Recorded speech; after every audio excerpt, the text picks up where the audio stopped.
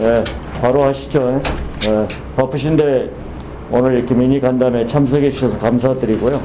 이미 저 오기 전에 각자 인사 나누셔서 다 또 많이 대부분 다 아시잖아요. 또. 예. 저희들 지난번에 엊그저께 월요일날 고용 관련해서 이렇게 미니 간담회를 전문가 간담회를 했었고요. 그 이전에 우리가 공정 분야, 그 다음에 수출 분야, 또 뭐 한 3가지 했는데, 이렇게 하면서, 좀 의견을 수렴하고 있고요. 뭐 잘 아시다시피, 최근에 이제 여러 가지 상황이, 소상공인 자영업자 상황이 안 좋고, 뭐, 손실보상, 소급 적용, 뭐 이런 이야기 있었습니다만, 또 재난지원금 이야기도 있고, 근데 재난지원금은, 아마 이번 주에 정리가 될 것 같아요. 오늘 수요일. 하여튼 이번 주에 정리되고 3월 2일 날 국무회의 통과되면은 3, 4일쯤에 국회로 넘어와서 3월 중에 집행이 될 수 있도록 그렇게 속도감 있게 하고 있고요. 뭐 언론에서 이렇게 간헐적으로 나오니까 아마 그런 수준에서 이야기가 이렇게 되고 있는 걸로 알고 있습니다. 다만 이제 오늘 우리 간담회도 있지만은 근본 재난지원금은 분명히 또 재난지원금을 두텁게 넓게 지급을 하더라도 사각지대가 발생할 수밖에 없거든요. 그리고 우리 소상공인들이나 중소기업 이런 쪽은 재난지원금도 재난지원금이지만은 정말로 금융지원 대출 이 부분들을 절실히 바라고 있거든요. 왜냐하면 뭐 소상공인 자영업자들 임대료와 인건비 부담 절실한 데다가 운영자금 압박을 많이 받고 있기 때문에 이들이 이 부분에 대해서 적셔주지 않으면은 숨 넘어간 다음에 산소호흡 공급을 해봤자 아무런 의미가 없다. 그래서 지금 운영자금을 좀 이렇게 해줘야 되는데 문제는 우리가 과거에도 작년에도 1차 때 정부 보증기한 통해 가지고 소상공인도 상당히 저리로 이렇게 신속하게 대출한 적이 있습니다만 2차 때는 금융기관에 맡겼더니 이 부분에 대한 금리도 높을 뿐더러 금융기관에 대한 접근도도 쉽지 않고 해가지고 상당 부분 집행이 안 된 적이 있습니다. 그래서 금방 같은 경우도 3차 때도 이 소상공인 자영업자 관련해서는 신기부 보증을 통해 가지고 특별 저리자금으로 이렇게 대출을 해주고 있는데 이것뿐만 아니라 중소기업도 이 정책금융기관 신기부뿐만 아니라 지역신봉까지 좀 포함해서 특별보증을 통해서 금융기관 접근도를 좀 제고할 수 있도록 해줘야 된다. 이게 같이 가져야 된다고 생각이 들어요. 근데 신기부 자체 자금으로만 하라고 그러면 신기부는 입술이 튀어나올 겁니다. 그래서 좀 거기다 좀 출연금을 좀 태워줘가지고 보증을 통해서 지원의 승수효과가 나타날 수 있도록 해줄 필요가 있다라는 생각이 있고요. 그게 또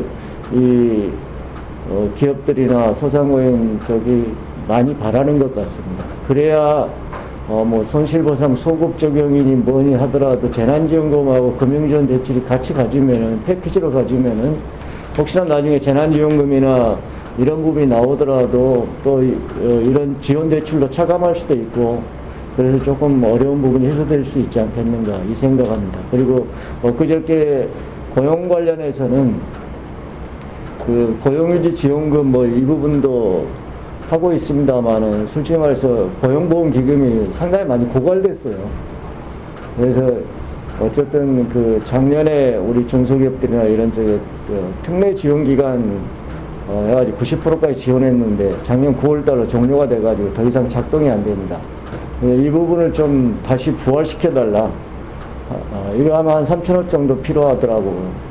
그리고 이제 8대 특별고용업종, 전시 컨벤션이나 전세버스, 공항 서비스 업종, 여행업 업종, 이런 업종의 만료기간이 금년 3월달에 끝납니다. 그래서 이 부분을 좀 연장해 줄 필요가 있고, 또, 고령자라든지 이런 쪽에 취업장려금을 좀 더 확대해달라, 이런 이야기가 있습니다. 그리고 참 앞에 금융 관련해서, 우리 3월 말로 대출 만기하고 이자 상한 이 부분이 또 두 번째 연장한 것이 종료가 되거든요. 그래서 이 부분을 연장할 필요가 있고, 이미 그 부분은 당정 간에 상당히 좀 세밀하게 논의가 돼서 어느 정도 정리가 된 것 같습니다만, 저는 생각할 때 이런 대출 만기 연장하고 이자 상환 위에 이 대책하고 금융지원 대책하고 여기 재난지원 대책, 이게 같이 발표가 됨으로 해서 좀 패키지로 정부가 종합적으로 신경 쓰고 있다, 이렇게 좀 중소기업이나 소상공인들은 접근할 필요가 있지 않습니까? 띄엄띄엄 발표하면은 좀 그런 것 같다는 생각이 들고, 그래서 하여튼 뭐 그런 맥락하에서 오늘 또 금융 관련해서 바쁘신데 잠깐 또 말씀을 들어보는 시간을 갖기 위해서 이렇게 했습니다. 그래서 하여튼 그런 부분들을 저희도 좀 이렇게 많이 전달하고 또 담아내려고 한다는 말씀을 드리면서, 우리 금융위에서는 또 이 중소기업연구원의 박재성 실장님이 또 많은 관심과 연구를 하고 계시기 때문에 먼저 말씀 좀 해주시죠. 네. 이거 PPT 합니까? 네.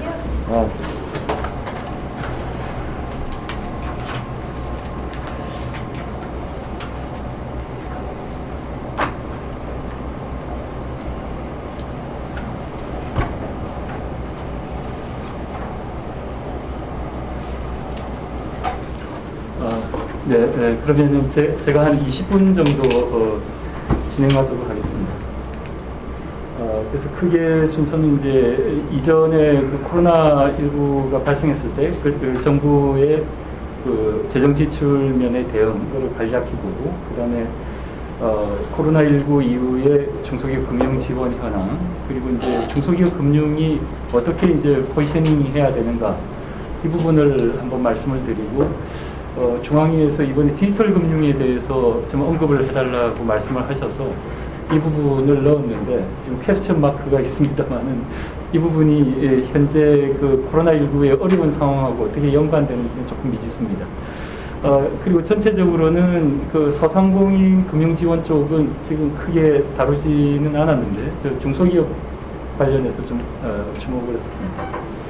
그래서 지난해 이제 3차 추경이 시작되면서 크게 자금 지원이 확대가 됐는데, 대체적으로 보면은 거의 대부분이 지역 신보 보증 지원이라든가 융자 지원, 그다음에 긴급 자금 지원, 이런 것으로 추경 자금의 거의 한 80% 정도가 금융 지원에 할당이 된 것을 알 수 있습니다.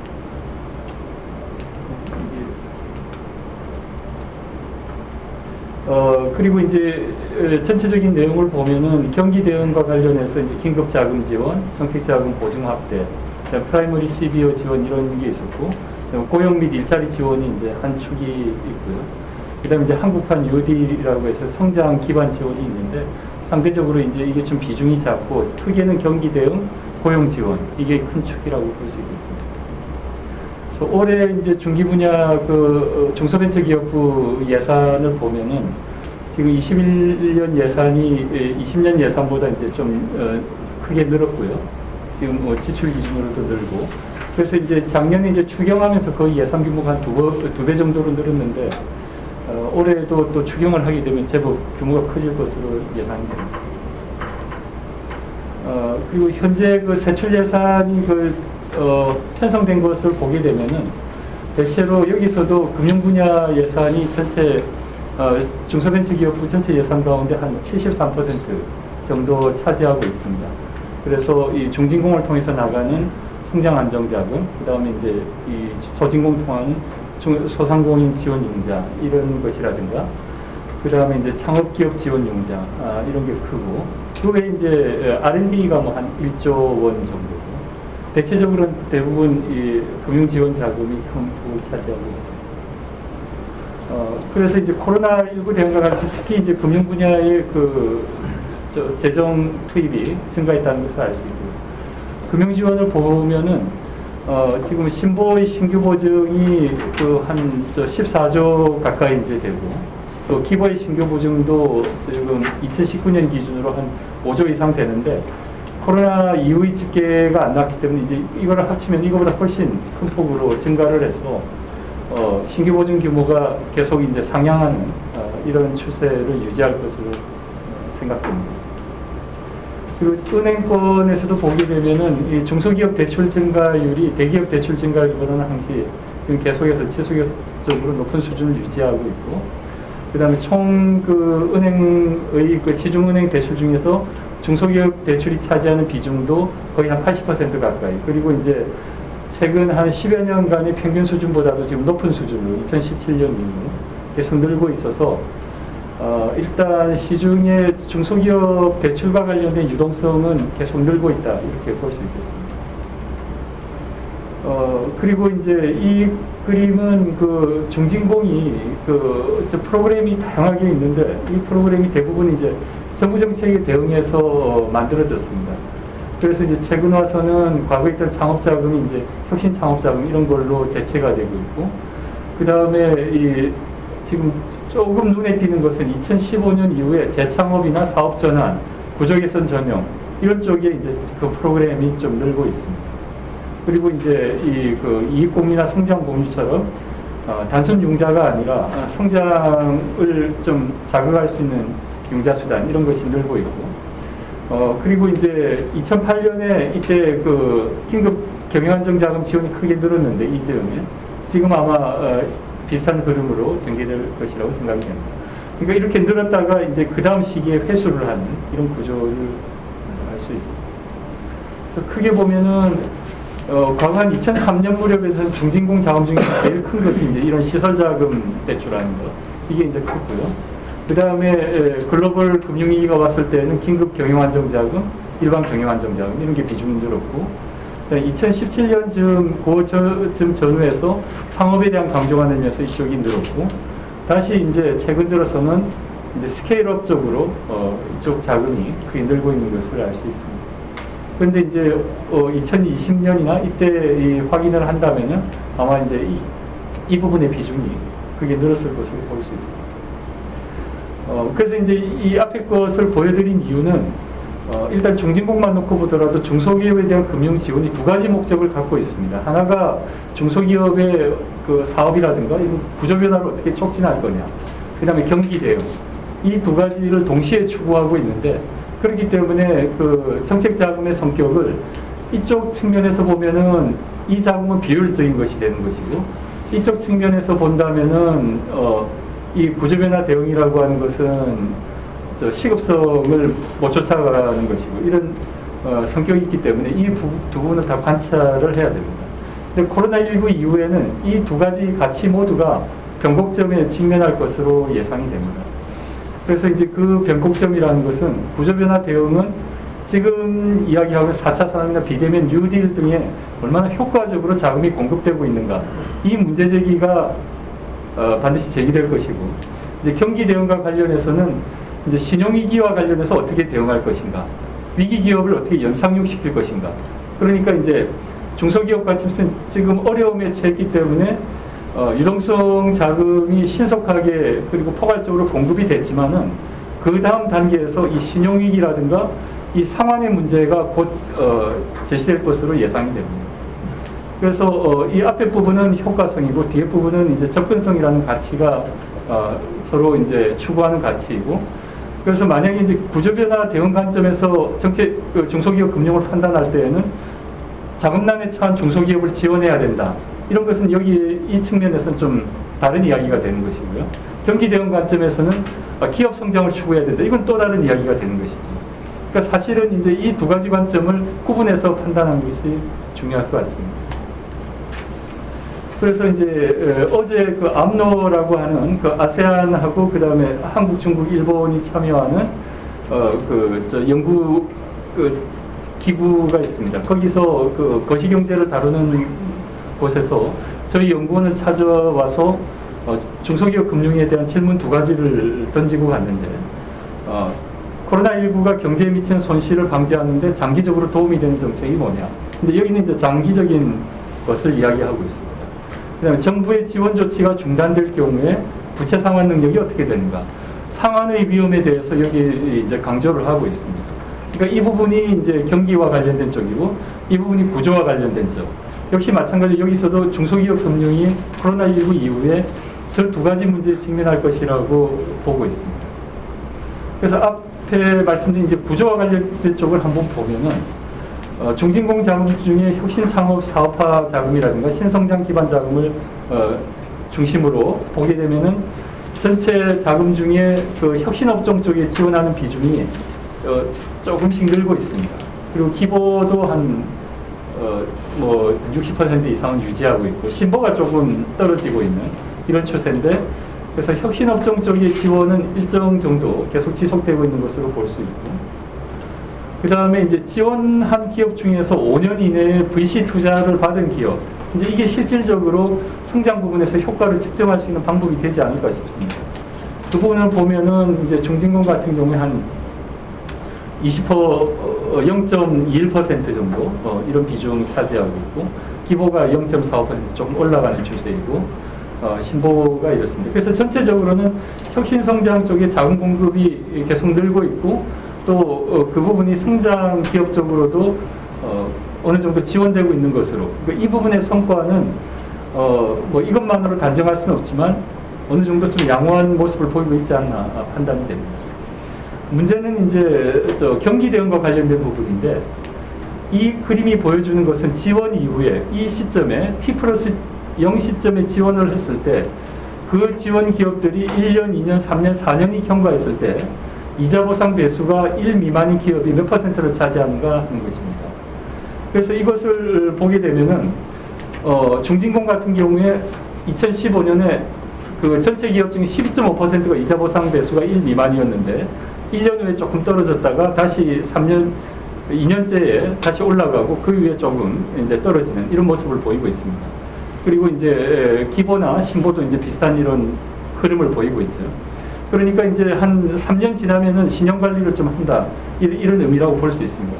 그래서 이 패턴은 전체적으로 비슷한데, 지금 이제 여기에서 유심히 봐야 되는 것은 대출 나가는 기업 중에서 이자 보상 배수 1 미만인 기업이 비중이 중진공의 경우에 첫 해년도에 12.5%에서 연도가 갈수록 계속 늘고 있다는 뜻입니다. 2019년에 28.9%였고 이후에 유동성 지원이 확대됐으니까 이 수치는 더 올라갔을 것입니다. 기보도 마찬가지고 신보도 마찬가지죠. 그러면 이제 이 기업들이 나중에 어떻게 이제 상환을 할 것인가, 이 부분이 중소기업 분야에서도 물론이고 이제 거시경제적으로도 하나의 이슈가 될 수 있을 것 같습니다. 코로나19 관련해서 긴급 금융 지원이 이렇게 총 이제 4차례에 걸쳐서 이루어졌고, 이것은 간단하게 표로 정리한 것입니다. 이때 이제 제기된 것을 보면은 첫 번째가 이제 부실 증가, 과수요, 신용 소외 이런 문제 등이 제시가 됐습니다. 그래서 신속한 금융 지원에 따른 부실 증가의 이슈가 제기가 됐는데, 은행에게 보증을 위탁한 위탁 보증의 부실률은 통상 보증기관이 직접 보증하는 것보다 한 2배 정도 높다. 그러니까 은행은 다른 신용 필터링을 하지 않고 그냥 흘러 지나가는 행정적 처리만 해줬다라는 그런 뜻이라고 할 수 있겠습니다.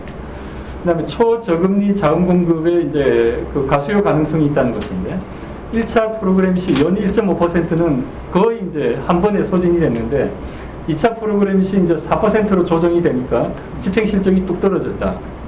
그러면 이제 이것이 의미하는 것은 뭐냐면 1.5%와 4%는 4%로 고금리를 받았으니까 조건이 나빠서 떨어졌다, 이렇게 볼 수도 있겠지만은, 만약에 정말 사정이 어렵다면은 이 4%에서도 소진됐어야 하지 않느냐라는 것입니다.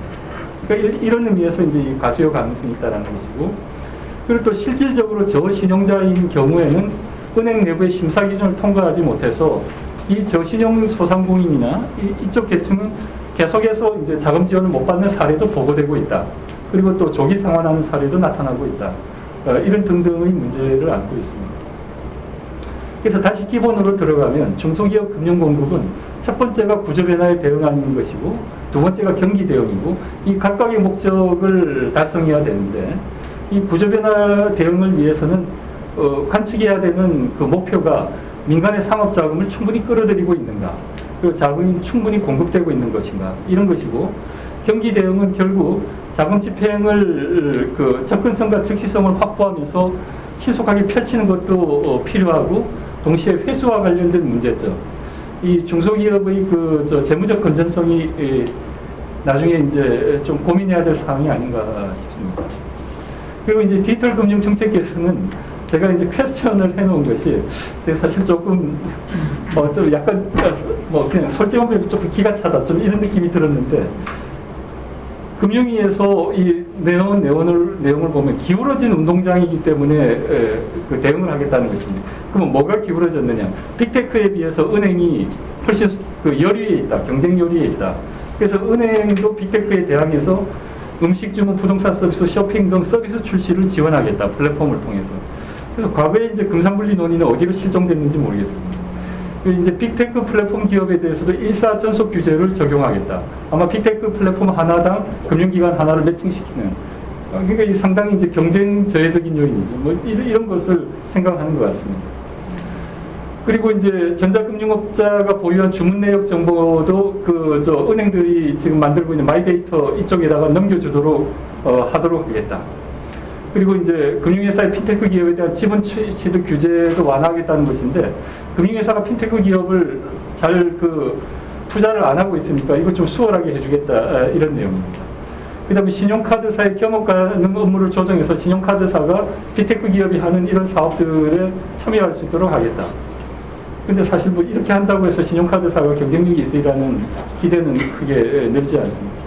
그 다음에 이제 빅테크 기업도 오픈뱅킹망 운영 비용의 일부를 부담시키겠다. 그래서 도대체 이 시국에 지금 은행하고 카드사들의 권익보호 좀 내용이 아닌가 좀 생각이 듭니다. 그래서 이런 것이 나온 것은 핀테크 기업이 지금 간편결제라든지 이런 비중이 급속도로 늘고 있고 그것도 간편결제 내에서도 핀테크 기업의 비중이 계속 늘고 있는 이 추세에 대해서 뭔가 이제 그 업령 내에서 문제 제기가 있었던 듯 합니다. 근데 이 말을 하기 전에 지금 이제 시중은행의 문제점은 이 부분은 빨간색은 흑자고 검은색은 흑자고 빨간색이 이제 적자인데 국민은행 같은 경우 이 시기에 이렇게 적자를 보면서도 판매비와 관리비는 증가율이 올라가고 있고 뭐 다른 은행도 크게 마찬가지입니다. 이렇게 이익이 이렇게 줄고 있는데 판매비와 관리비는 올라가고 있고 그러니까 대체적으로 은행의 수익과는 관계없이 계속 경비를 쓰고 있는 지금 현재 이런 구조가 있고 이것이 이제 경쟁력 약화의 원인이 되고 있는 거죠.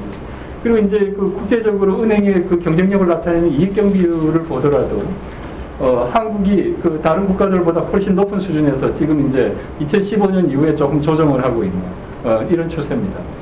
그러니까 이제 은행이 어떤 지금 디지털 금융 이런 것을 이야기를 하려면은 먼저 스스로 좀 자부적인 노력이 있어야 되지 않나.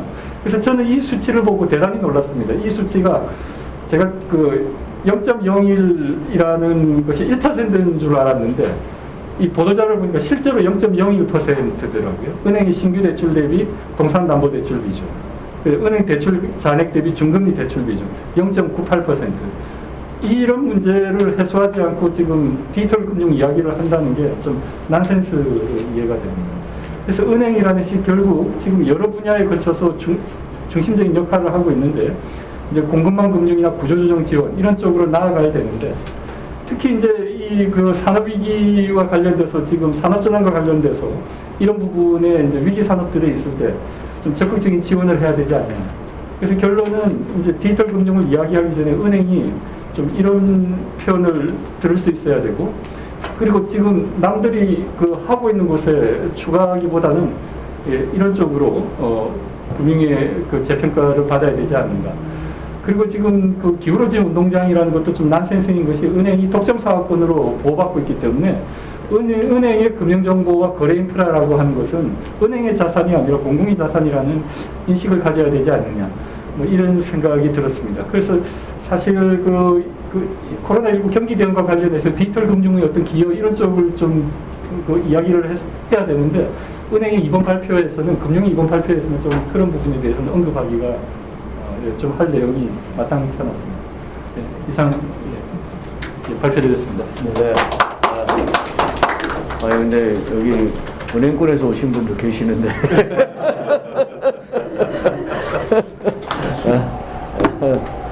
좋아요. 뭐 이건 사이드로 좀 이렇게 부가적으로 또 최근의 트렌드니까 더 언급을 해주신 것 같아요. 감사드리고요. 이렇게 하시죠. 노영환 교수님 언급하시고 그 다음에 우리 현장에 계신 김희중 부장님 하시고, 은행 쪽에서 하시고, 부행장님 하시고, 정부에서 이렇게 하시는 거예요. 그럼 노 교수님 먼저 말씀해 주실래요? 의원님이 시작하실 때 패키지 지원 말씀하셨잖아요. 네네네. 사실은 뭐 경제학에서도 혼합 정책이 되는 거죠. 재정 정책, 금융 정책을 같이 해서 네. 어떻게 보면 정책 효과를 단기에 끌어올리겠다라는 그런 취지로 저는 이해를 했고요. 네. 사실은 두 정책이 지금 조화를 이루어야 되는 시점이라고 저는 생각을 하고 있습니다. 특히 이제 우리 재난지원금 같은 경우가 대표적인 이제 현금 지원하는 재정 정책이 이제 해당이 되는 거고. 그 이유는 뭐 제가 여기 토론 요지를 써왔습니다만은 뭐 고용위기 극복이라든가 특히 이제 우리 자영업위기 같은 경우는 이게 이제 뭐 당장 해결해야 될 문제이기 때문에 이거는 긴급재난지원금 아까 말씀하셨지만은 그런 재정정책 투입으로 어떻게 보면 급한 불을 끄는 그런 차원에서 본다면 지금 필요하다. 그러니까 어떻게 보면 이제 이게 근본적인 처방은 아니죠. 당연히 누구나가 다 알고 있는 거고. 그래서 이거 뭐 미국도 이걸 이제 스티뮬러스 페이먼트잖아요. 영어로 하면은 그야말로 이제 이 처방이죠. 긴급 처방이고 자극을 주는 정도지. 이 어떤 근본적인 우리 평상시에 어떤 재정 정책이 될 수 없다는 거는 우리가 많이 알 수 있는 거고. 그래서 이게 한시적 처방이고 어떻게 보면 이제 단기 효과에 중점을 두는 거기 때문에. 박수성 박사님 말씀하셨던 구조적인 문제를 극복하기 위한 그런 처방은 아닌 게 이제 분명합니다. 네. 또 하나 이제 재정 정책에만 기대할 수 없는 이유가 뭐냐면은 우리 지금 기재부 중기 재정 전망을 지금 매해 하고 있잖아요. 매해 하면서 이제 5년치를 전망을 하고 있는데 지금 보면 제가 이제 수치를 적어놨습니다만은 2020, 2024 국가재정 운영계획에 보면은.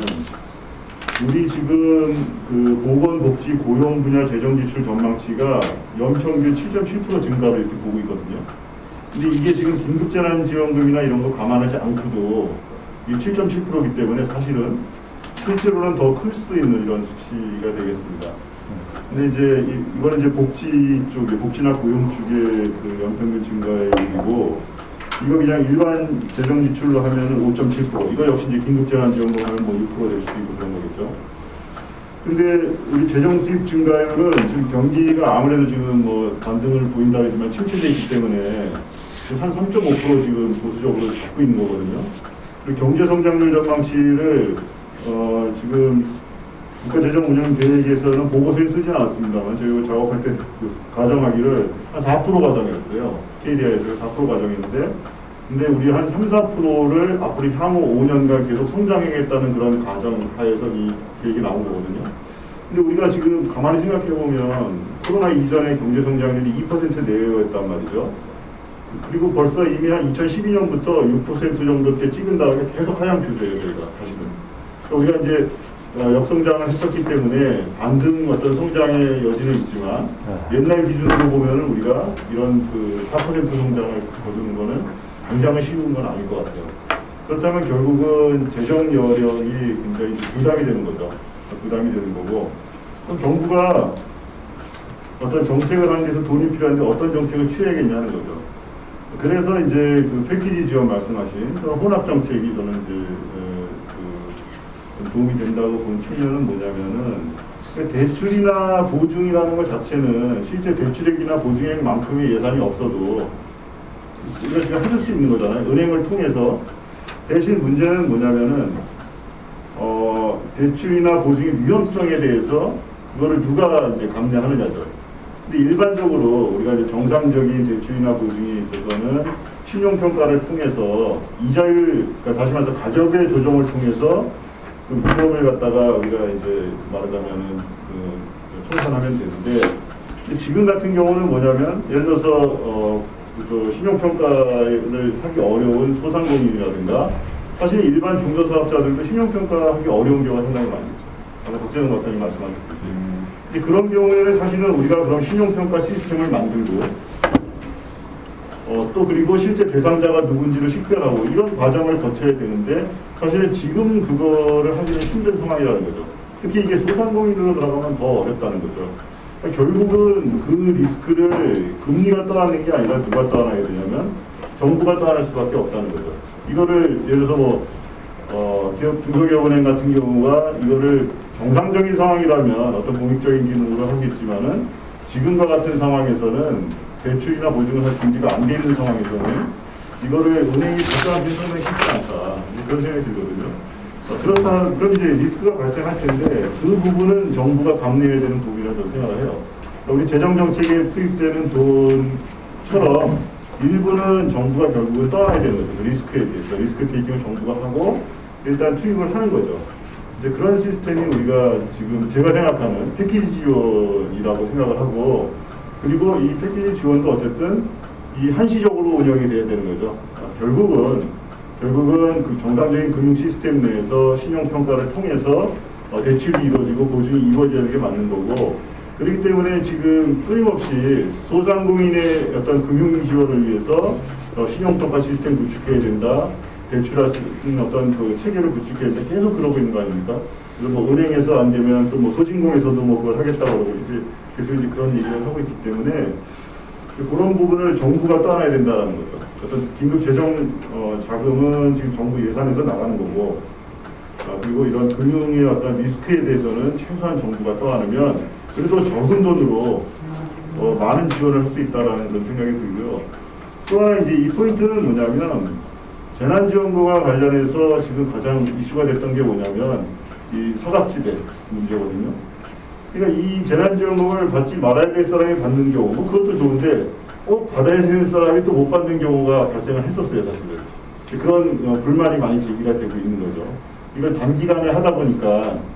근데 사실은 이 소상공인 연합회를 보더라도 소상공인의 대상을 자기들도 다 파악을 못하고 있어요. 그래서 그쪽에서 하는 얘기가 뭐 소상공인 인증제도를 마련해야 된다, 이런 얘기가 나오는 거거든요. 그러니까 그 문제는 뭐냐면 대상자가 누군지를 모르는 상태예요, 정확히는 사실은. 그러니까 우리가 전달 체계가 안 돼 있는 상태라는 거죠. 그래서 이게 이제 소위 말하는 재정을 투입하고 싶어도 전달 체계의 문제로 인해서 그런 사각지대가 발생할 수밖에 없는 그런 어려움이 있는데, 금융지원의 장점은 뭐냐면, 물론 이제 금융지원의 한도는 정해놔야 되겠죠. 근데 이거는 시장에서 원하는 사람이 받는 거죠. 이거 그냥 주는 돈은 아니잖아요. 내가 떼어먹을 뭐 가능성이 있지만은 어쨌든 내가 필요한 만큼 받는다는 거죠. 수요하는 만큼, 내가 원하는 금액만큼 한도 내에서. 그렇기 때문에 시장에서 진짜 원하는 사람이 그것도 사후적이 아니라 사전적으로 이 자금을 이용하게 한다는 측면에서 보면 이런 사각지대 문제도 어느 정도 조금 약간 해소할 수 있는 방안의 하나로서 우리가 생각을 해볼 수가 있겠고, 또 실제 이 자금을 필요로 하는 사람들이 재정 지원 자금이 지금 무슨 원발에 오줌 누기냐 이런 식의 얘기를 하는데, 이런 불만도 상대적으로는 좀 덜 할 수 있는. 그리고 어쨌든 금액도 좀 크잖아요, 대출이라는 것 자체가. 네. 그리고 지금 재난지원금 같은 경우는 주로 이제 보면은 이게 그 수혜자들의 어떤 고정비라든가 이런 데 활용이 되는 거지, 그 금액 자체가 작잖아요. 이게 무슨 뭐 기업 운영을 위해서, 사업체 운영을 위해서 들어간 돈이 아니란 말이죠. 근데 이제 투자라는 관점에서 보면 사실은 금융지원은 액수가 크니까 5천 뭐 예를 들어서 1억 이렇게 된다면 이거는 이제 그 실제로 사업체라든가 기업 운영을 위해서 투입될 수 있는 돈이죠. 그런 측면에서 똑같은 돈을 투입을 해도 그냥 단순 이전 지출보다는 투자 지출, 운영 지출 이쪽에 어떻게 보면은 재정적인 승수 효과가 훨씬 크거든요. 실제 우리 뭐 그런 집중 분석 결과가 나오고 있고 하기 때문에 실제 우리 구조조정 측면에서 그러니까 장기적으로 보더라도 긴급 재난지원금보다는 금융지원을 통해서 약간 투자라든가 사업체 운영의 어떤 활성화를 돕는 게 오히려 더 효과성이 있지 않을까. 그리고 정부가 실제 좀 투입되는 자금에 비해서 실제 들어가는 돈을 적게 하면서도 그런 측면에서 보면 뭐 일반 지금 어려움에 대해서 어떤 사회 안전망을 갖춘다는 차원에서 긴급재난지원금을 주는 것도 필요하지만 그런 금융지원이 믹스가 되면 좀 더 효과적인 어떻게 보면 처방이 되지 않을까 그런 생각이 좀 들었습니다. 예. 참고로 그 손실보상 법제화 관련해서는 기재부에서 용역 중에 있고 틀은 뭐 나오겠지만은 본격적인 논의와 이 부분은 4월 이후가 될 것 같습니다. 그리고 법안에 이제 손실보상의 근거를 담는 부분은 기존 법에 예를 들어 뭐 필요하다면 소상공인 보험의 지원에 관한 법률에 담는다든지 그런 쪽의 방향이 되겠지만은 적용 대상하고 비율 이런 부분에 대해서는 아까 말씀하신 여러 가지 그 파악 문제 이런 것들 때문에 뭐 부가세율도 있고 뭐 그러겠지만 국세청이 주가 되겠죠.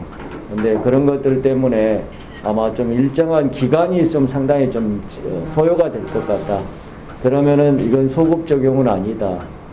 그러면 이제 소상공인들이나 자영업자 상당히 그 이전에는 희망 고문 해가지고 뭐 1년 전까지 손실보상을 해달라 이런 요청도 많이 있고 그러지만 그건 아닐 것 같다는 말씀도. 그런 측면에서 재난지원금을 좀 이렇게 좀 두텁게 많이 좀 지원을 하자.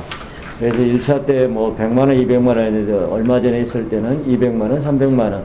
그 업체들이 하면은 예를 들어 이번에 맥시멈 500까지 갔을 경우는 동일 업체 한 전체적으로 1000만 원 정도 이렇게 하면서 이번 같은 경우는 매출 4억이 나왔는데 매출 10억을 확대한다든지 해서 좀 큰 업종들이 임대료와 인건비 때문에 부담을 가졌던 것을 조금이라도 이렇게 좀 도와주는 이런 부분이 좀 이제 재난지원금 성격인 것 같고 지금 말씀하신 대로 이제 그럼에도 불구하고 금융지원 대책이 같이 가져야 여러 가지 부분을 좀 해소할 수 있는 부분이 좀 있는 것 같아요. 그리고 이제 신용평가, 신용위험도 부분은 또 상당히 금년에는 더 심각할 것 같은데 이런 부분에서 은행 쪽도 고민을 하고 있는 것 같습니다. 정부가 일정 부분 또 부담하더라도 이런 부분을 해소할 수가 있는 상황이 아니기 때문에 그래서 이렇게 패키지로 지원하면서 나중에 금융지원 대출을 할 때 이런 부분을 차감한다든지 이런 게 우리는 인건비를 그냥 뭐 미국처럼 그냥 무료로 지급할 수 있는 시스템은 아니기 때문에 아무리 한국식 PPP를 도입한다 할지라도 이런 패키지 지원이 좀 바람직하지 않겠는가 이런 생각을 가져보는데 업계에서 많이 이야기 들을 텐데 한번 말씀해 주시죠. 그러시죠. 아까 박재순 박사님께서 얘기해줬던 부분들하고는 조금 반대 입장일 수도 있고 같을 수도 있고 그런 것 같습니다. 저희 현장에서는 기본적으로는 선생존 후 회복 탄력성이라는 부분으로 달리게 될 것 같습니다. 특히 이제 위기시하고 평상시를 구분할 필요성이 생각이 드는데 특히 위기시에서는 기본적으로 경기 대응에 대한 부분들을 먼저 생각하지 않을 수가 없다는 게 현장의 대체적인 분위기로 알고 있습니다. 실제로 저희 중앙회에서 이제 올해 조사를 했었는데 작년보다 올해 더 나빠질 것이라고 얘기한 사람이 48%, 안 좋았던 작년하고 비슷하다고 하는 사람이 42%, 결과적으로 보면 올해 여전히 어렵다고 생각한 사람들이 90%라는 얘기고요. 이거는 내가 느끼는 그런 감각적인 숫자들이 그건데 이 사람들이 얘기했던 거는 작년보다 올해 매출이 한 최대 50% 떨어질 것이다 라고 얘기하는 사람들도 꽤 많았다는 겁니다. 실물 동향으로 돌아와서 보면 실제로 올해 1월달 취업자 수가 98만 명이 감소했는데 IMF 이후에 22년 만에 최대치가 벌어졌죠. 근데 이거는 단순하게 취업자 수가 떨어졌다는 문제가 아니고 이건 주로 오프라인 상의 대면 서비스를 중심으로 하는 중소기업이 떨어졌다는 게 굉장히 큰 의미가 남다르게 받아들여지고요. 여기에 한 가지 숫자를 더 봐야 될 부분들이 있는데 작년 말에 일시휴직자가 83만 명이에요. 일시휴직자는 내가 원해서 예를 들어 육아휴직을 한다거나 뭐 병가를 낸다거나 이렇게 그런 쪽으로 휴직을 하는 사람이 아니고 회사 경영이 위기 상태로 인해서 휴직을 하고 있다는 사람들이고 여기에 중소기업 해당되는 사람만 하면은 한 36만 명 정도 되는 분들이 있는 거죠. 이 사람들이 결국에는 다음 달에 실업자로 전락할 가능성이 굉장히 높아지고 있다는 위기의 사인이라고 저는 보여지고 있고요. 연구 결과에 따르면은 일시휴직자 한 명이 늘면 다음 달 취업자 수가 0.35명이 감소한다고 그런답니다. 신문 통해서 본다고 그러거든요. 또 하나 저희가 이제 들여다보고 있는 수치가 하나가 BSI, 그러니까 기업 실사지수인데요. 대중소기업 간 그 기업 심리 격차가 한국은행 통계치를 2003년부터 내고 있는데 최대차로 벌어졌어요. 24포인트가 벌어졌는데 대기업은 93, 중소기업은 69. 이게 무슨 얘기냐면 중소기업들의 사업심리 자체가 굉장히 지금 다운되고 있는 상황이다. 그런 차원에서 본다면 코로나 시대에 위급하는 것은 실무를 떠나서 이런 체감 심리 지표까지 끌어들일 수 있는 것들이 금융의 역할이 아닐까 그런 생각을 좀 잠시 해봤고요. 그런 차원에서 금융의 역할을 다시 돌아온다고 그런다면 IMF라든가 금융위라든가 그리고 코로나19가 크게 공통점이 두 개 있는데요. 그런 중소기업 금융적 관점에서 본다고 그런다면 중소기업의 매출 하락이 신용 하락으로 떨어지고 신용 하락이 유동성 위기로 100% 번져서 이 악순환이 계속되고 있다는 것이 가장 큰 문제인 겁니다. 금융의 그 역할이 가장 큰 게 뭐냐면 위기 때마다 겪는 중소기업의 유동성 위기를 끊어내고 선순환으로 도착하는 게 금융의 역할이라고 생각하고 특히 그건 한시적인 거니까 그런 데스밸리를 빨리 건너고 회복 탄력성으로 연결해주는 그런 클러치 역할을 하는 것이 그 금융기관들의 역할이고 정부 정책자금의 역할이라는 게 일반적인 개념이라고 봐야 될 것 같습니다. 그런 차원에서 이번 그 코로나19 때 금융 앞서 말씀드린 대로 선생존 후 회복 탄력성을 붙이는 쪽으로 위기 극복을 하는 것이 저는 맞다고 생각을 하고 아까도 위원님께서 말씀해 주셨습니다만 또 더불어민주당에서도 대출 만기 연장과 이자 납부 요율을 또 김용환 위원님 주도를 해서 선제적으로 해서 지금 뭐 금융권에서 상당히 긍정적으로 얘기가 나오는 것은 틀림없는 사실인 것 같고요. 저희가 자체적으로 조사를 좀 해봤더니 중소기업 78%가 3차 연장이 필요하다라고 이야기들을 하고 있습니다. 이 부분에 대한 거는 긍정적으로 좀 빨리 결과가 나와서 여기에 해당되는 중소기업들이 유동성 위기를 좀 극복할 수 있었으면 좋겠다는 생각을 좀 드립니다. 네. 두 번째는 고용 대응과 관련된 부분입니다. 아까도 말씀드렸습니다만은 휴직자가 그렇게 많다는 이야기는 잠재적으로 고용 축구가 더 크게 올 가능성도 있다는 얘기라는 상황입니다. 사실은 이게 이 코로나가 국가 재난 상황에 증가한다고 그런다면 소상공인들이 생업을 포기하지 않고 견뎌내는 데 방점을 둬야 되는 부분들이라고 보여지고요. 그러려고 그러면 아까도 얘기했지만 급여라든가 임대료라든가 고정비용 문제를 해결하는 문제는 이거는 금융기관과 국가가 동시에 나서서 해결해야 될 문제가 아닌가 싶습니다. 그런 차원에서 아까 잠깐 미국식 급여보호 프로그램이 잠깐 나왔습니다만은 고민은 있습니다. 한국형 급여 프로그램을 도입한다고 하더라도 현재는 저희는 고용유지 지원금이라는 게 이미 발표가 되고 있는 상황이고 재난지원금도 나가고 있고 손실보상도 나가고 있는 상황에서 KPPP라는 걸 도입한다고 했을 때 과연 그게 실효성이 있는지에 대한 부분들은 다시 한번 들여다볼 필요성이 있습니다. 그러나 아까도 말씀 사각지대가 있는 만큼 그런 부분들을 해소할 수 있는 KPP로 돌아온다고 그런다면 장기화되고 있는 시기에서 이런 고정비용을 해소할 수 있는 그런 절묘한 한 수가 되지 않을까 개인적으로 그런 생각을 좀 해보고 있고요. 두 번째는 재난지원금 얘기 아까도 계속 나왔습니다만은 재난지원금에 대한 지급 불균형이 이제 나타나고 있는 것들 아까 사각지대가 있다고 했는데 예를 들어서 8대 특별고용업체 같은 경우에는 거기에 해당될 것 같고 또 하나는 지급 대상의 문제가 있는 거죠. 기존에는 소상공인 플러스 개인 사업자를 하는 소상공인을 한정해버렸는데 그렇게 되면 이제 법인 소상공인들이 빠져버리는 문제가 발생하는 것들이거든요. 그런데 실제로 이 법인 소상공인들도 소상공인의 범위에 포함되면서도 재난지원금을 받지 못하는 문제가 또 발생하고 있는 거고요. 그래서 이거 현장 얘기를 한번 들어보니까 내가 법인이고 아르바이트를 쓰는데 그들한테는 건강보험료를 지급을 해주고 사대보험을 들어주는 수밖에 없는 거예요. 7평을 썼는데 그걸로 인해서 결국에는 상시 종사자수 5인을 넘어섰기 때문에 재난지원금을 받지 못하는 문제가 발생을 하는 것들인 거예요. 예를 들어서.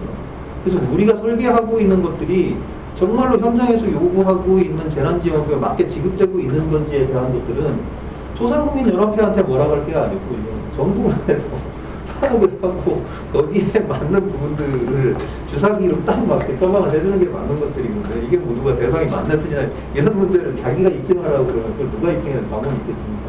실제로 이게 현장에서 있는 일인데 이런 부분들은 좀 빨리 좀 조치가 돼야 되지 않을까 이런 생각을 좀 해보고 있습니다. 예를 들자면 그런 부분도 있었죠. 아까 전세버스 부분들도 사각지대 협정 개인택시하고 법인택시는 이미 다 받아갖고 했는데 수천억 4,300억을 받아버렸는데 전세버스는 사실 5인 이상 집합금융 내려놓고 버스를 이용할 수가 없는 상황이거든요. 그런 업종들 같은 경우는 한 번도 못 받고 있는 부분이거든요. 그러니까 우리가 가지고 있는 여러 가지 문제점들을 조금 더 섬세하게 들여다볼 필요가 있다. 사실은 위기는 이미 상시화가 돼 있기 때문에 재난지원금이 됐든 아니면 거기에 대한 특별지원금이 됐든 뭔가 집행하는 부분들에 대해서 이미 저희는 경험한 부분들을 상세화하거나 매뉴얼할 필요가 있다 그러면 이번 차제에 그런 부분들을 조금 더 구체화시킬 필요성은 있다는 생각을 너무 줄여서 그런 부분도 해보고, 그리고 전세버스 같은 경우는 새롭게 그 재난지원금 그 살짝에서 추가로 한다고 해가지고 이게 뭐 그러니까 국민들이 잘못됐다고 얘기할 것 같습니다. 하는 생각이 들어보고요. 또 하나는 이제 이게 위드 코로나와 관련된 부분이라면 이제 포스트 코로나와 관련된 부분들이 있는데, 결국에는 이 부분은 이제 회복 탄력성을 어떻게 붙일 것이냐 하는 문제인 겁니다. 아까 박태성 박사는 그건 구조적 관점에서 들여다봤는데, 저는 개인적으로 아까 잠깐 나왔습니다. 동산담보대출 같은 경우 활용률이 0.01%라고 이건 상당히 큰 문제라고 생각하고 있거든요. 이거는 잠깐 금융기관에서 나오셨지만 이런 부분들은 사실은 선도적으로 끌고 가야 될 부분들이 금융기관들의 역할들이라고 봐야 돼요.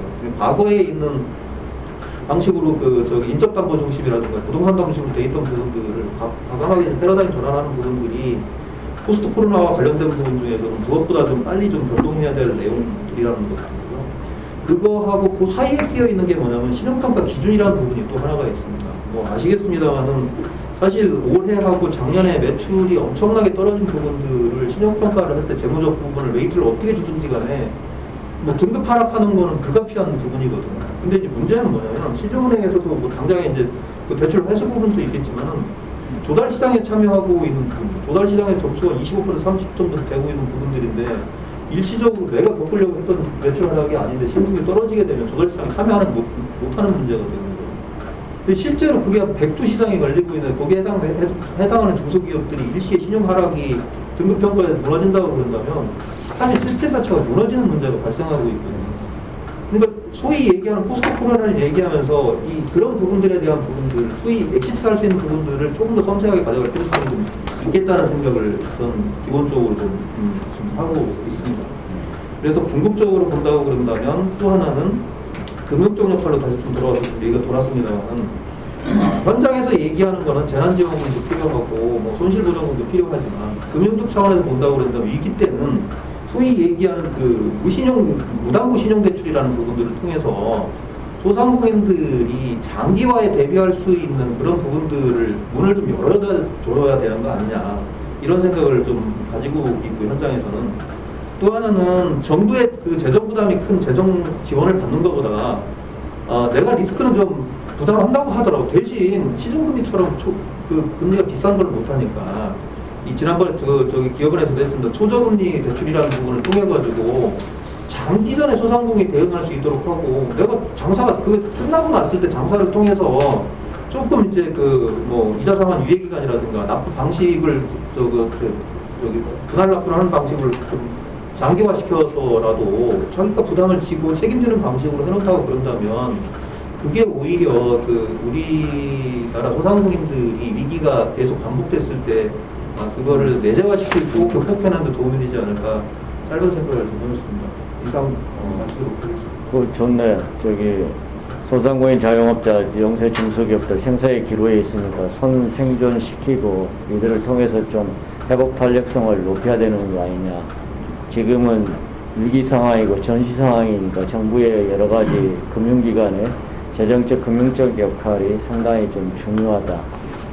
필요하다면은 이게 초저금리 대출 해주는 건 좋은데 아까 우리 노영환 교수님처럼 패키지 지원을 한시적으로 하더라도 리스크에 대한 테이킹에 대한 부담이 있기 때문에 그걸 금융기관이 전적으로 책임지라 이건 좀 어려운 부분이고 그래서 결국은 정책보증기관 신기보라든지 지역신보 이쪽에 보증 좀 출연을 통해서 특별보증 일반 보증할 경우는 조금 또 금융권의 부담이 있습니다. 특별보증을 통해서 95%까지 이렇게 보증을 좀 부담해 준다면 그리고 금리 부분은 상당히 좀 초저금리로 이렇게 한다면은 이들이 좀 이 깔딱고개를 넘기면서 이후에 좀 회복하지 않겠느냐 이런 생각이 들어요. 그리고 말씀하신 대로 우선 발등에 떨어진 대출 만기 이자 상환 위에 이 부분은 좀 조속히 좀 같이 연장할 필요가 있고 고용 부분은 특별하게 오늘은 다루질 않겠습니다. 다만 지금 지원의 재난지원금에 그동안 사각지대에 있었던 그런 얼마나 어려우면 이런 특별고용업종으로 정부에서 지정을 했겠습니까? 그 8개 업종이 있는데 이런 전세버스라든지 공항서비스 업종, 전시 컨벤션 업종 이들 업종 중에서 재난지원금 대상에서 제외됐던 업종들이 많이 있어요. 그래서 이걸 재난지원금 근본에 반드시 포함시켜달라는 요청이 있고, 또 하나는 이들이 살아날 수 있는 운영자금 대출을 꼭 해달라. 왜냐하면 고용유지지원금이나 특별 고용유지지원금 이런 부분은 근로자에 대한 지원이고, 휴직을 시켰을 때 지원하는 것이기 때문에 사업주에 대한 지원책이 없어요. 그것은 여러 가지 인건비라든지 그 운영자금 관련해서 좀 최저금리 대출이 같이 가져야 되는데, 정책금융기관이 같이 따라가줘야 된다, 보증이. 이렇게 될 필요가 있는 것 같아요. 참 실업 문제, 휴직자 문제 심각합니다. 그래서 청년 고용이란 이런 부분에 대한 고용 지원 대책이 이번에 같이 나갈 것 같아요. 얼마나 담아낼지는 모르겠습니다만. 이런 모든 것을 또 담아내서 현실 금융기관에 대한 애로사항도 있으실 것 같은데, 우리 조봉현 부행장님 좀 말씀 주시죠. 실장님 종합적으로 잘 정리해 주셔가지고 많이 도움이 되셔서 많이 됐습니다. 실제적인 부분 들어가기 전에 잠깐 말씀하셨지만, 저는 과거에 의뢰인 나름대로 특정 사건을 가지고 안정적 문제는 모르지만, 앞으로는 저는 은행이 굉장히 위기가 아닌가 생각해서 저희들도 그렇게 많이 하고 있습니다. 빅테크부터 해가지고 엄청난 변화가 오고, 10년은 좀 빠를지 모르지만 20년 되면 은행이 아마 사라질 가능성이 굉장히 좀 있다. 그래서 전체적인 금융 부분에서 은행 부분에서 개혁을 저는 반드시 해야 된다고 보고 있습니다. 이번에 코로나 상황에서 저희 국책은행 IBK가 지금 자랑이 아니고 없었다고 하면 아마 소상공인들의 위기는 극복 쉽지 않았다 이렇게 보고 있습니다. 저희도 실제적으로 초저금리 대출 2개월 동안 7조 거의 한 8조 원 정도를 26만 명이 지점에 막 몰려왔는데, 그거를 우리 직원들이 진짜 다 하면서 그거 다 해준 거거든요. 심지어 일반 시중은행들의 오랫동안 거래했던 소상공인들이 일반 은행 지점에 가면 다 기업은행 가라고 해요. 소상공인은 은행 입장에서 마이너스예요. 여기 시간 뺏기고 다 마이너스이기 때문에 귀찮으니까 가라고. 그래서 기업은행이 더 많이 몰렸는데, 저희들은 다 어느 정도 커버 좀 했습니다. 그래서 실제적으로 앞으로 이제 지역 신고 보전을 가지고 하고 했지만, 저희들 내부적으로 그냥 비공식적으로 한번 따져봤어요. 직원들이 2개월 동안 초저금리 대출하면서 투입했던 이거 쭉 해보니까 거의 몇 천억 정도가 마이너스예요, 기업은행이. 그 정도로 저희들 좀 많이 했는데, 이게 좀 아까 금융개혁 잠깐 이야기했지만, 그런 과정에서도 이 시중은행이 금융의 질서를 흐트리는 사례들이 좀 있었어요. 그러면 기업은행이 주로 중소기업 쭉 하다가 소상공인 쪽을 하다 보니까 기존의 제조부터가 좀 등한시돼서 소홀해지는 거죠. 어차피 여기 집중하다 보면 찾아가는 것도 좀 등한시되고 이런 게 좀 하다 보니까 좀 불만들이 생겨났어요. 기존에 좀 불황한 기업들이. 근데 이런 기업들이 시중은행이 무이자 대출로 가져가는 거예요. 그런 거는 좀 금융 전체가 은행이 그래도 아무리 시중은행은 하지만 공공성을 가지고 있는 부분이 있기 때문에 그런 건 앞으로도 좀 서로 좀 강성도 하고 해야 되지 않을까 들었어요. 본론 짧게 좀 말씀드리겠습니다. 지금 이제 코로나 위기라는 게 있어가지고 중소기업 소상은 굉장히 타격을 받는데, 우리가 이제 금융 대책을 많이 하려고 하면 지금 코로나 이 상황이 중소기업에 주는 타격이 어느 정도 될 것인가, 그다음에 과연 저점은 언제쯤 찍을 건가, 또는 저점을 코로나 끝나고 저점을 찍는다고 해도 회복하는 데까지는 어느 정도 될 것인가, 이게 어느 정도 진단과 좀 정확하지는 않지만 전망이 돼야만이 그 다음에 이제 금융지원이 저는 좀 따라가줘야 되거든요. 지금 어렵기 때문에 일시적으로 투입하지만 이것만 해서 중소기업 금융에서 끝나는 게 아닌 거잖아요. 그래서 이런 전체적인 이게 나와야 이제 이게 종합적인 금융지원 대책들을 가지고 할 수가 있는데, 그게 아마 쉽지는 않은 것 같아요. 그래서 제가 자료에 좀 나온 것처럼 IMF나 글로벌 금융위기 어쩌고 굉장히 큰 두 개의 위기를 했는데, 그때 중소기업이 받은 충격들과 회복의 시기를 보면 간접적으로 좀 추론할 수 있지 않을까 해서 생각이 듭니다.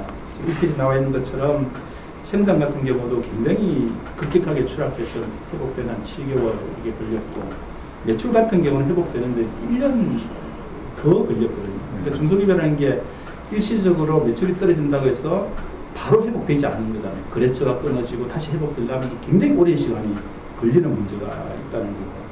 또 그다음에 자금 사정 같은 경우는 추락하는 골이 더 깊어요, 이게.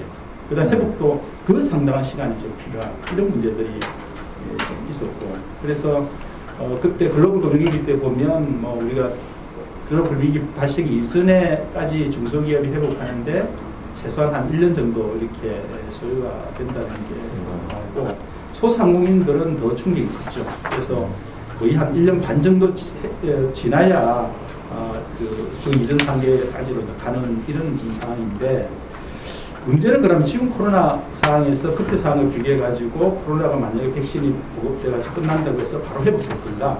저는 그렇진 않다고 봐요. 왜냐하면 글로벌 금융위기 때는 사실 경기가 굉장히 좋을 때였어요.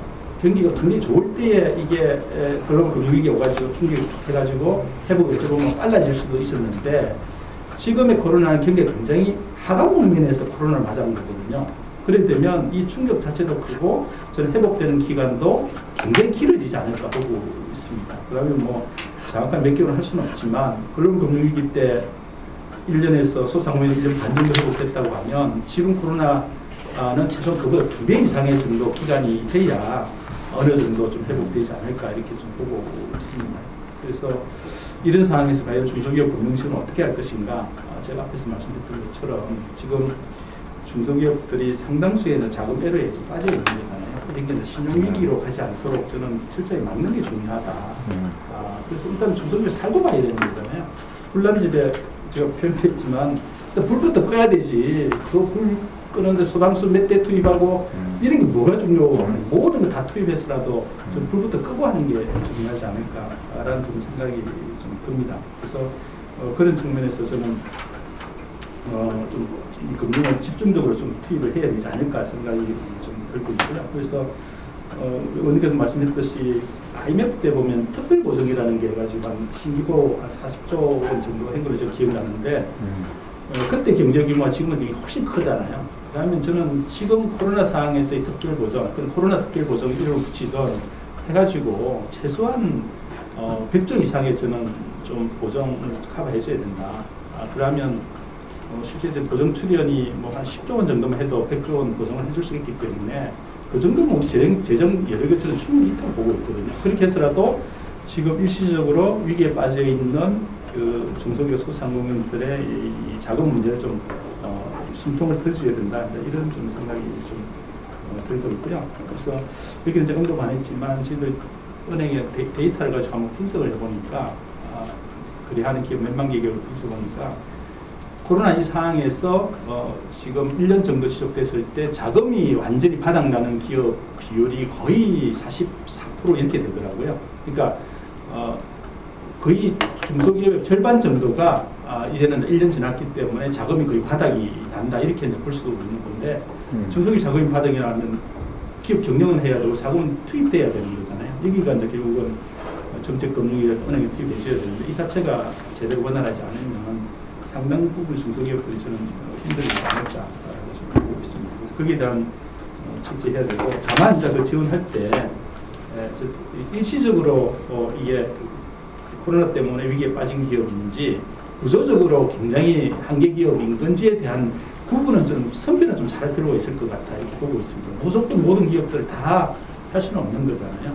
그래서 그런 걸 잘 선별해가지고 금융지원, 중소기업 금융지원 정책이 좀 이루어져야 되고, 당연히 차별적으로 이루어져야 된다, 이렇게 좀 보고 있습니다. 그래서 일시 위기에 빠진 기업들은 당연히 투입해서 해야 되고, 또 구조적 위기는 그다음 또 내팽개 치면 안 되고 사업 재편이나 이런 걸 통해 가지고 좀 전환할 수 있도록 만들어주는 게 중요할 것 같고, 그다음에 이제 지금 소상공인들의 그 상한 유예인데, 이게 이제 유예는 아마 될 것 같아요. 그래서 9월까지는 될 것 같은데, 그 다음에 그 이후에 어떻게 할 것인가에 이제 문제가 좀 있습니다. 그러면 이게 지역 신고 보정을 100% 해가지고 좀 지원했는데, 이게 보정이 연장이 안 되면 은행들은 제가 봤을 때 대부분 다 손들 겁니다.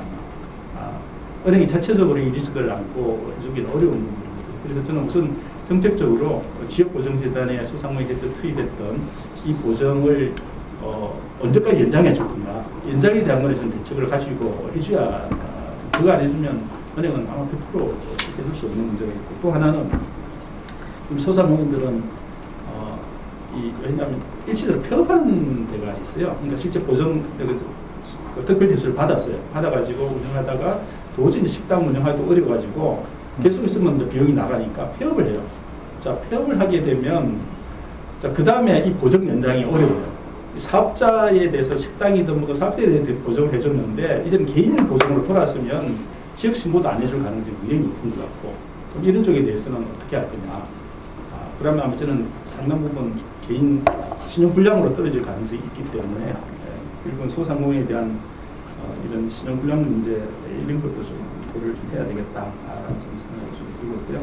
그다음에 앞서 뭐 발표도 좀 많이 했지만 또 한편에서는 중소기업이 좀 더 경쟁력이 하기 위해서는 저는 이 미래의 중소기업이 커나갈 수 있는 혁신기업들, 혁신 스타트업이나 혁신기업들 발굴해서 지역적으로 강화하는 그래서 이 두 가지를 저는 그러니까 중소기업 위기에 있는 중소기업 이끄는 하나 또 하나는 또 혁신기업들의 지속적으로 우리 키워나가는 거 이 두 개가 병행해서 이루어져야만이 코로나 끝나더라도 우리 중소기업이 안정적으로 계속 성장하면서 우리 굉장히 큰 기여를 할 수 있다 그런 관점 좀 드리고요. 아까 디지털 쪽도 말씀했지만 사실 이 디지털 쪽은 저는 부장님 못 계시지만 중소기업의 소상공 포함입니다. 앞으로 디지털 좀 종합 프로그램 같은 걸 좀 마련해가지고 정책적으로 큰 그림을 그리고 그거를 이제 쭉 시행할 수 있는 것들을 좀 만들어갈 필요가 있지 않을까 생각합니다. 이게 빠르면 빠를수록 좋다 보고 있습니다. 디지털이라는 게 하루가 늦을수록 나중에 더 이게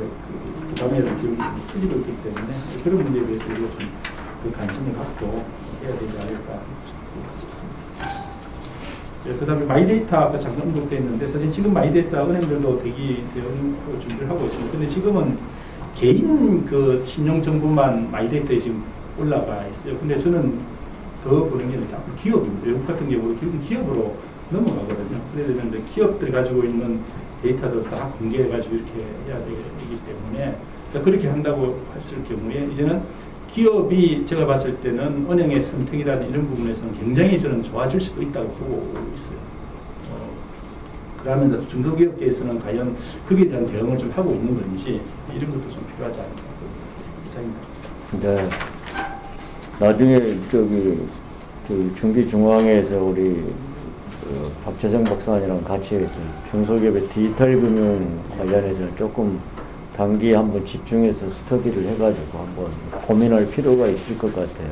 네. 오늘은 이렇게 잠깐 맛보기로 다루셨지만 실질적으로 코로나 이후에 우리 경제가 이렇게 좀 선도적으로 나아갈 부분은 이런 디지털 경제가 활성화돼야 되는데 이 내용은 또 중기부가 워낙 강조해가지고 많이 치고 나가는 분야인데 이걸 K 유니콘이라든지 이런 부분들이 활성화되려면 디지털 금융이 뒤따라가줘야 되는데 그러면서 이제 전통 제조라든지 이런 부분에 대해서 같이 쌍두마차로 이렇게 지원책이 갈 수 있도록 해줘야 될 필요가 있고 소상공인 자영업자 영세 중소기업에 대해서 급한 불을 끄자라는 지금 오늘은 이제 그것에 포커싱을 맞추고 있으니까 그래서 필요하다면은 상당한 금융의 보증 지원 예를 들어 지금 말씀하신 100조 원 정도의 보증 지원을 통해서 신기보, 지역신보까지 포함해서 또 정책 금융기관인 중진공의 좀 이 중소기업 금융에 대한 보충을 통해서 이런 쪽에 좀 정책 금융기관이 좀 선도적 역할을 할 수 있도록 정부가 과감하게 좀 재정을 투입할 필요가 있다라는 좀 그런 부분을 우리가 좀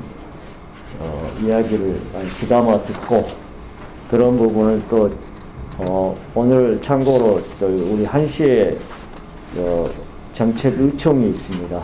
여기에 이런 내용을 전달할 수 있도록 하겠습니다. 네. 자, 이런 모든 내용들을 담아서 우리 또 중기부에서 여러 가지 사업들을 하고 금융 관련해서 다루고 계시는데 우리 노영숙 국장님 한 말씀 해주시죠. 네, 주신 말씀을 들었습니다. 일단은 발제에서 말씀하신 정책 금융 확장에 대한 우려의 목소리는 저희도 잘 인식하고 있습니다만 전대미문의 코로나 팬데믹 대응 차원에서 말씀 주신 대로 경제 기반 훼손 방지 차원에서 불가피한 측면이 있었습니다. 금년도는 저희가 이제 정책금융이 이제 확장됨에 따른 정체성, 차별성 확보를 좀 주력을 할 계획이고요. 특히 중진공 정책자금 중심으로 그런 정체성, 차별성을 강화할 예정입니다. 정체성은 국정의 핵심 아젠다를 뒷받침하는 그런 강도를 좀 더 보강하고자 합니다. 그래서 예를 들면 디지털, 그린, 지역 유지 관련 기업이라든지 여성, 장애인 같은 사회적 약자에 대하여서는 저희가 기존의 칸막이 방식의 지원이 아니라 아예 총액 한도를 설정해서 미니멈 그 정도 이상은 다 가져고 전 자금에 걸쳐서 관리를 금년도 할 계획이고요. 중진공 정책자금 5.4조 원 중에 최소 50% 이상을 이쪽 분야로 관리를 할 예정입니다. 다음으로 차별성은 오늘 이제 많이 말씀 주셨는데 결국 신용평가, 금융권 신용평가에 이제 한계가 있는 부분이 분명히 있기 때문에 아까 이제 디지털 금융 말씀하시면서 마이 데이터가 이제 개인 데이터는 있지만 기업 데이터가 없다라고 말씀을 주셨는데 저희는 지금 버전 비존하고 같이 조금 이제 상당한 많은 중도적 데이터를 확보하고 있어서 이런 이제 민간 기업자가 확보한 기업 데이터를 토대로 그리고 신용평가 이루어지게 되면 기존의 이제 재무제표라든지 이런 금융권 방식의 그런 신용평가를 대체할 수 있는 새로운 방식이 제시되고 그 방식에 따라서 지원이 이루어진다면 지금 업계나 에서 가지고 계시는 그런 불만들이 상당히 해소될 것으로 하고 있습니다. 평가 방식, 운영 체계 등에서 민간 금융과 정책 금융을 좀 확연하게 차별화하고자 합니다. 그래서 말씀드린 대로 비재무적 가치, 마이데이터 이런 걸 통해서 하고 또 위원님 말씀하신 대로 일자리 창출 유지에 대한 가치 평가 그리고 미래 성장 가능성에 대한 평가 이런 부분들을 금융 지원의 중요한 수단으로 해야 되지 않나 작업을 진행 중이고요. 작년에 사실 지역 신보가 보증이 40조가 넘었습니다. 2배로 넘어서 사실은 그 지역 신보들의 리스크 관리 능력이 과연 어디까지 커버가 가능할까? 이게 더 커진다면 과연 관리가 될 수 있을까라는 조금 걱정까지도 하고 있고요. 그래서 워낙 작년에 신보 보증 규모가 커져서 그런 부분이 좀 잔액 관리 측면에서 좀 고민이 있고 중진공 긴급 경영 안정자금도 당초 1,000억이었는데 1조 3천억까지 4차례 증액 추경 및 기금 변경에서 13배로 늘어났습니다. 이런 정책금융 잔액 확대 그리고 지금 3차례 만기 연장 이자나 부유의 조치에 따른 이런 리스크를 어떻게 사전적으로 관리할 건지 이게 큰 숙제고요. 금년에도 긴급경환자금 5천억 정도 나갈 예정이고 또 보증도 계속 할 수밖에 없는 상황이기 때문에 그래서 일시적 위기기업 선별 말씀은 참 쉬운데 이게 금융권에서도 사실 기준이 없으시고 저희도 금융이랑 행위하면서 이 부분 가지고 가장 많이 부딪히는 데는 예를 들면 IRR 1 미만이면 무조건 다 구조적 위기기업이냐 또 아닌 경우도 많이 있고 그래서 이 기준에 대해서 공감할 수 있는 없는 게 가장 힘들고 현재적 구조 개선 이 부분을 사실 저희가 중요하게 하고 있는데 사업이 어려워진 기업인 분들께 사업 전환이라는 걸 말씀드려서 굉장히 격하게 그렇지. 그러니까 우리가 저기 중앙회사에서 우리 기업인들 분들도 좀 마인드를 조금 좀 다르게 가지시는 게 좋을 것 같아요. 그런 말씀을 드리면 굉장히 화를 내시거든요. 그래서 내가 이 사업을 그동안 어떻게 해야 되는데 니들이 와서 그런 얘기를 하냐라고까지 하셔서 그런 CEO 인식 개선을 좀 이런 앞으로 큰 앞으로 좀 많이 해주셨으면 좋겠습니다.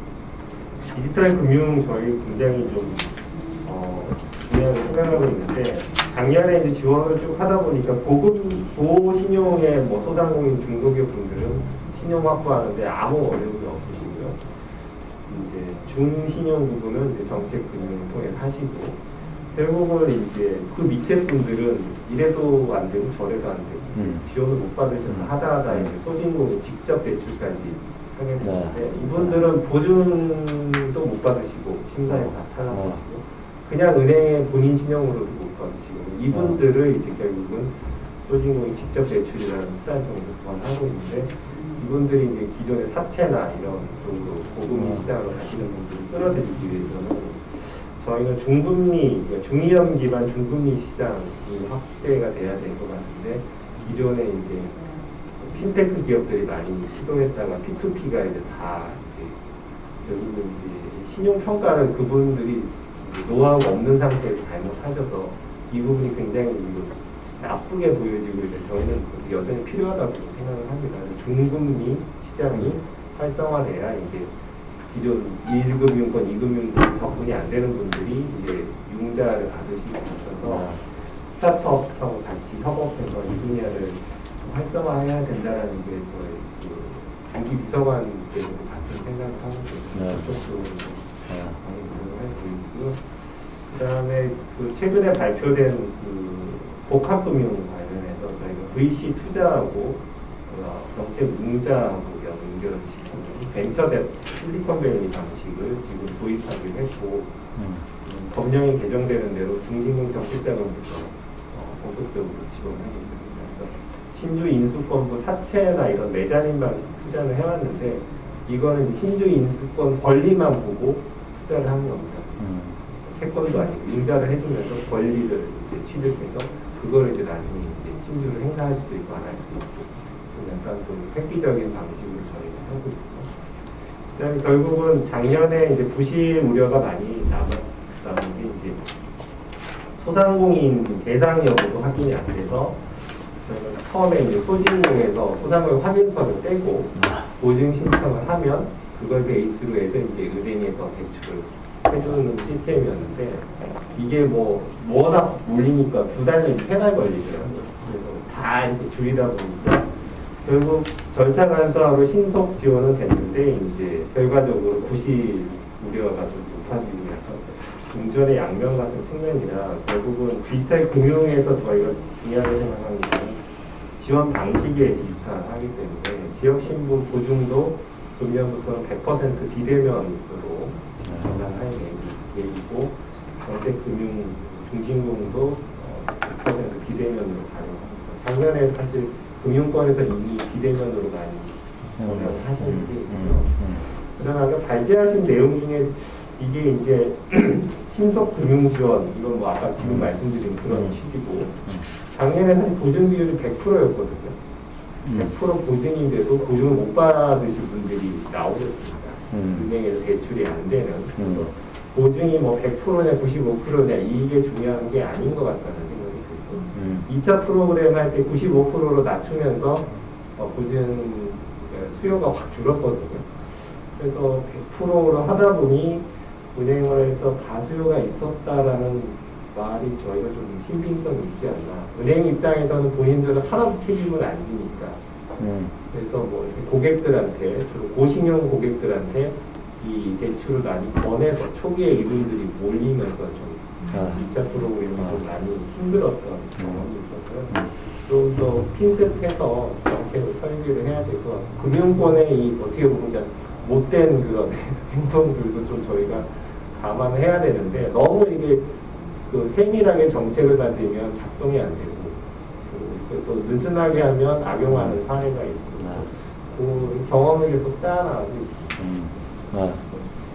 그 말씀하신 대로 저기 소상공인을 위한 그 초저금리 대출 1차 때 상당한 많은 수요가 있었고 100% 보증이었다.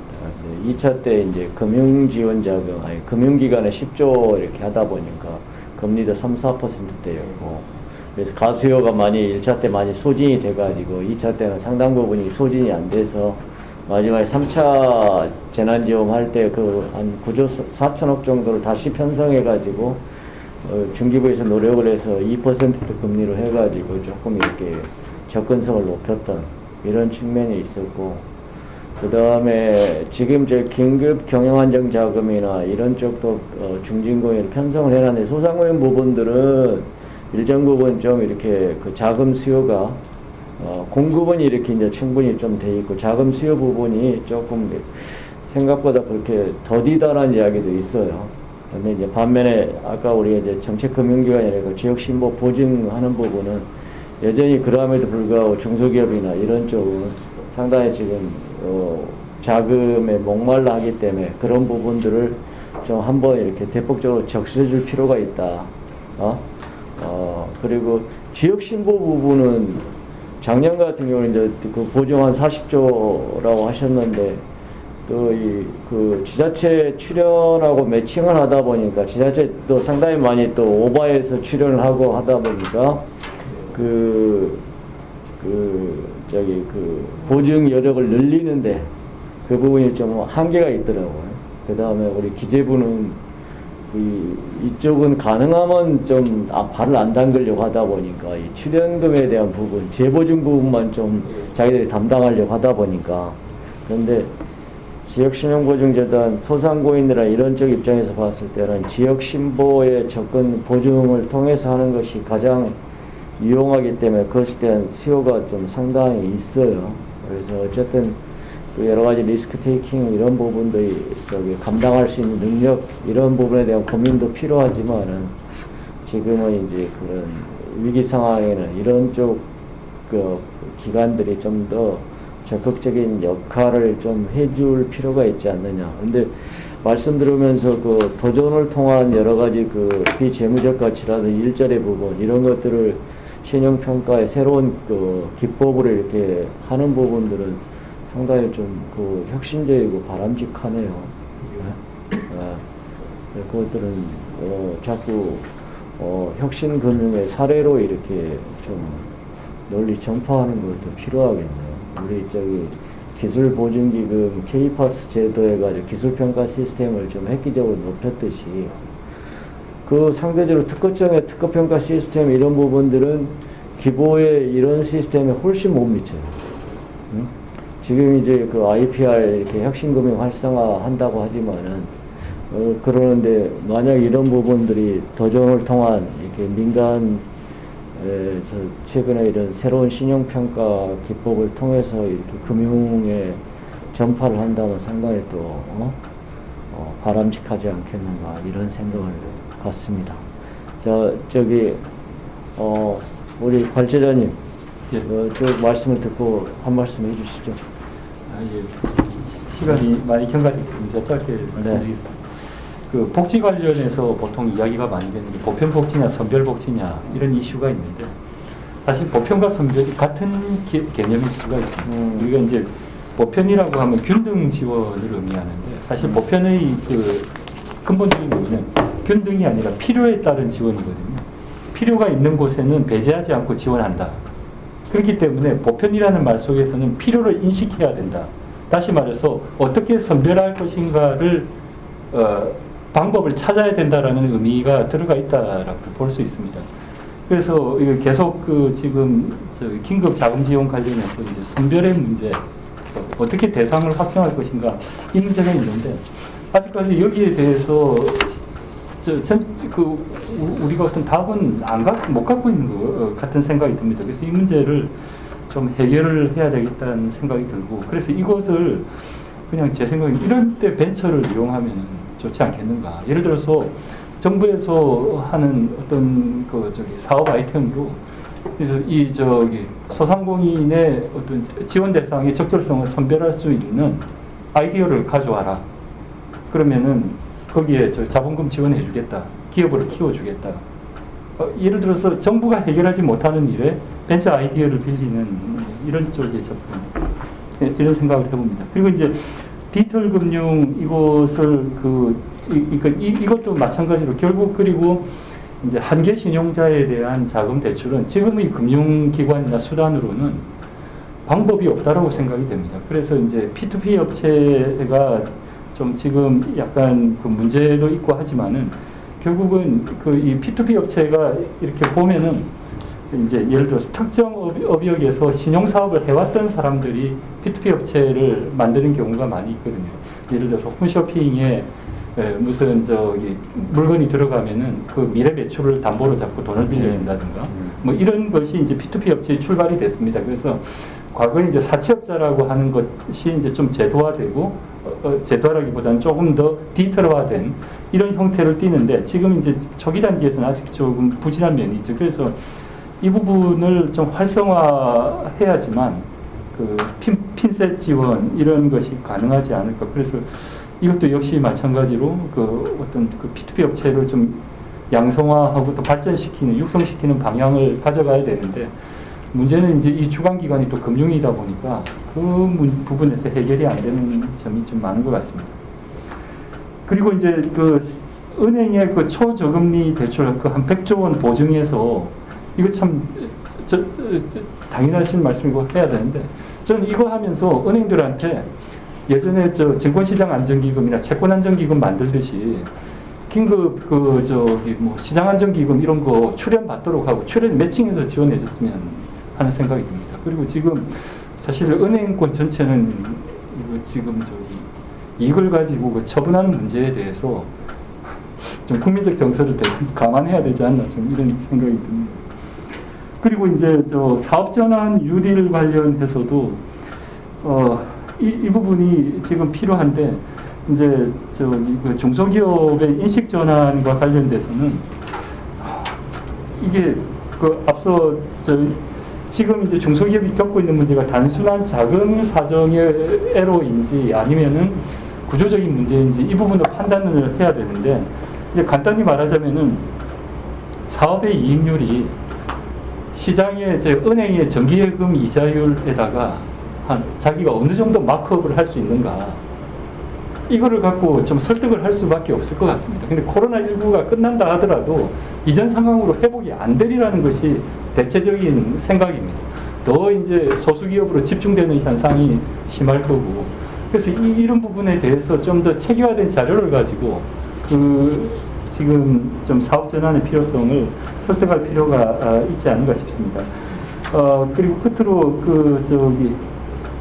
지금은 이제 자금 공급이 충실한데 아무도 지금 신경 안 쓰는 부분이 지금 이렇게 됐을 경우에 나중에 이제 어떤 회수의 국면 이제 지금은 그렇지만 누군가는 신경을 써야 되는데 결국 그 문제도 정부의 몫으로 남을 수밖에 없는데 많이 신경 쓰고 있어요. 예, 질서 있는 회수라든지 이런 부분을 좀 고민할 필요가 있지 않나 싶은 생각입니다. 네.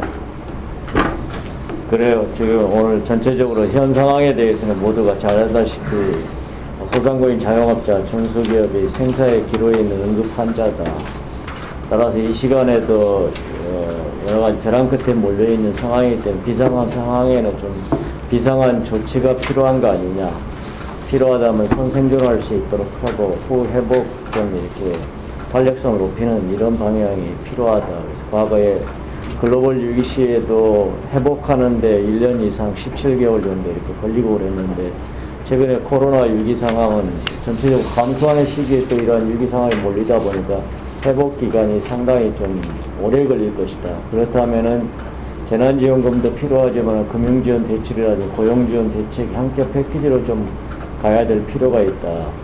그다음에 금융지원 대책은 금융기관에 맡기기보다는 정책 금융기관을 좀 이렇게 충분히 활용해서 충분한 보증을 통해서 대출이 일어날 수 있도록 할 필요가 있고 필요하다면 지역신고까지 포함해서 좀 우리 상식을 뛰어넘는 여러 가지 출연을 통해서 보증의 승수 효과를 높일 필요가 있다. 이런 생각이 들고 당연히 이제 뭐 만료가 되는 대출 만기란 이사장한 위에 이 부분하고 뭐 8대 특별고용업종 이 부분에 대해서는 연장을 해줘야 되는 것은 당연하고 우리가 꼭 그 KPPP라는 이런 제도를 도입하지 않더라도 인건비와 임대료를 커버할 수 있는 운영자금 대출은 반드시 같이 병행돼야 된다. 다만 이런 가운데서도 우리 경제가 향후 나아가야 될 혁신금융이나 혁신기업 육성 이런 부분에 대해서는 나름대로 디지털 금융과 함께 좀 고민을 할 필요가 있지 않느냐. 그래서 또 엑짓할 때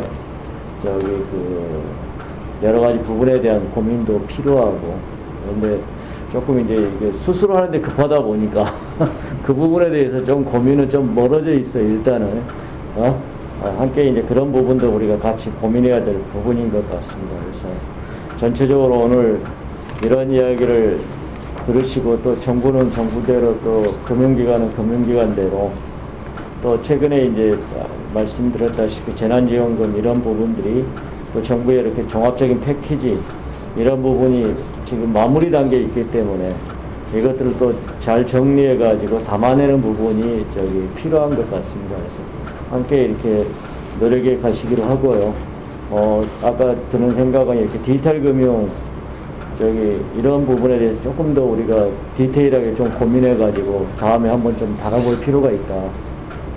그래서 향후 우리가 가져가야 될 과제가 아닌가라는 생각이 들어요. 그래서 어떻게 하면 벤처 신산업 이런 부분이 디지털 금융을 통해서 뒷받침해 줄 수 있는지, 이 또한 우리 이 박재성 박사님의 관심 분야하고 또 전공 분야니까 지혜를 좀 빌려가지고 나눠주시면 좋을 것 같다는 생각이 듭니다. 오늘 부회장님 또 우리 국장님 또 노 교수님 여러 바쁜 시간에 이런 참여해 주셔서 고맙다는 말씀을 드립니다. 이걸로 이렇게 마치도록 하겠습니다. 감사합니다.